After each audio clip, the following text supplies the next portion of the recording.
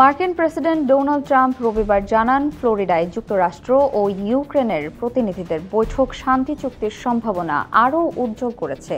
Air force ওয়ানে সাংবাদিকদের তিনি বলেন, আলোচনায় অগ্রগতি হয়েছে এবং চুক্তির ভালো সম্ভাবনাও আছে। তবে তিনি মনে করেন ইউক্রেনের শান্তি আলোচনা বাধাগ্রস্ত করছে। ট্রাম্প জানান, তিনি পররাষ্ট্রমন্ত্রী মার্কো রুবিও ও বিশেষ দূত স্টিভ উইটকফের সঙ্গে কথা বলেছেন। রুবিও 4 ঘন্টার বৈঠকের পর বলেন, সংশোধিত শান্তি পরিকল্পনায় অগ্রগতি হয়েছে, তবে আরও কাজ বাকি।